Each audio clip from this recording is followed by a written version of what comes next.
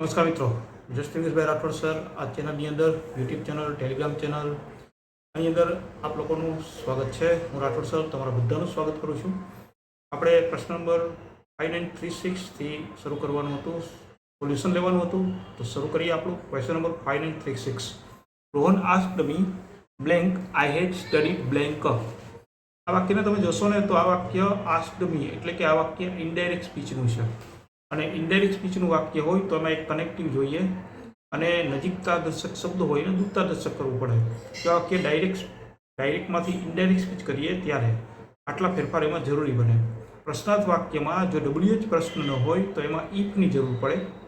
તો અહીં ઇફ વાળા તમે જોશો તો કનેક્ટિવ બે છે, એક તો પહેલો અને એક ત્રીજો, ઇફ ધેર અને ઇફ હિયર.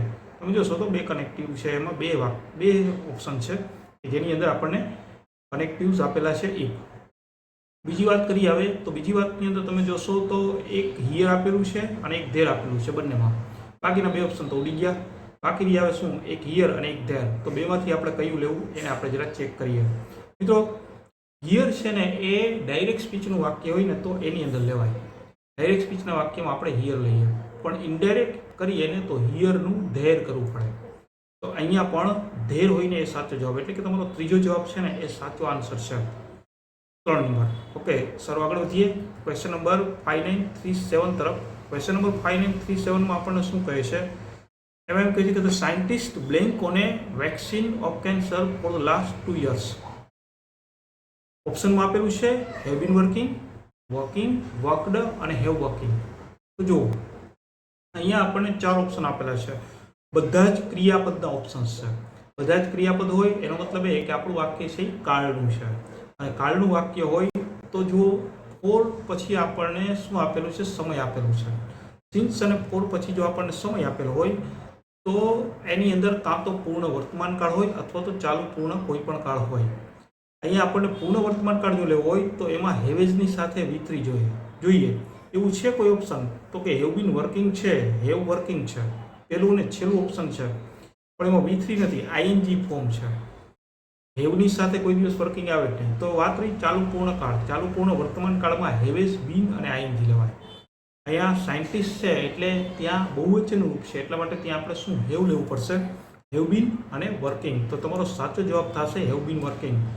સિન્સ અને ફોરની સાથે, ઠીક છે, યાદ રાખવા જેવું છે. સિન્સ અને ફોરની સાથે જો આપણને સમય આપેલો હોય તો એ કાં તો પૂર્ણ વર્તમાન કાળનું વાક્ય હોય અથવા તો ચાલુ પૂર્ણ કોઈ પણ કાળ હોય.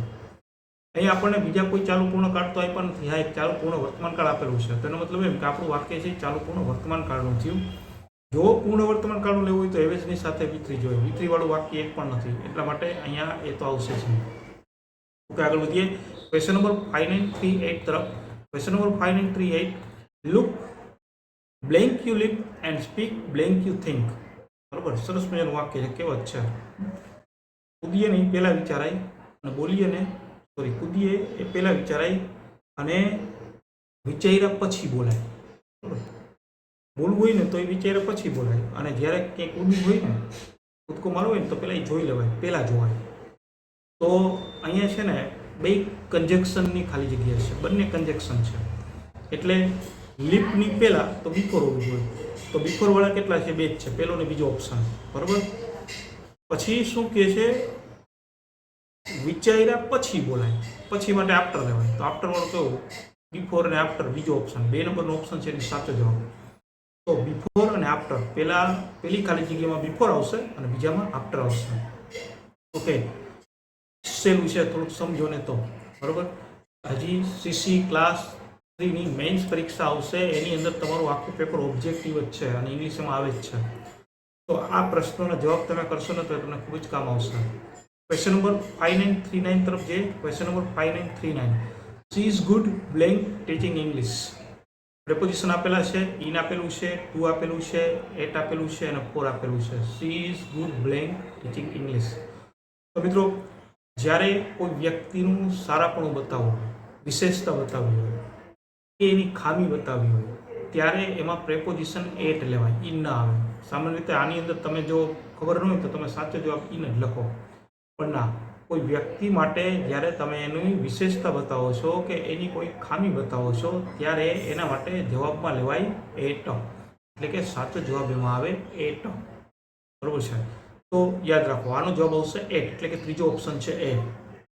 સીસી મેન્સ માટેના આપણા વિડીયો અપલોડ થવાની બસ તૈયારીમાં છે. સીસી મેન્સ ગ્રુપ એ જેમાં ડિસ્ક્રિપ્ટિવ પેપર આવે છે એના વિડીયોઝ આપણે અપલોડ કરવાની તૈયારીમાં છે આપણી ટેલિગ્રામ ચેનલ પર.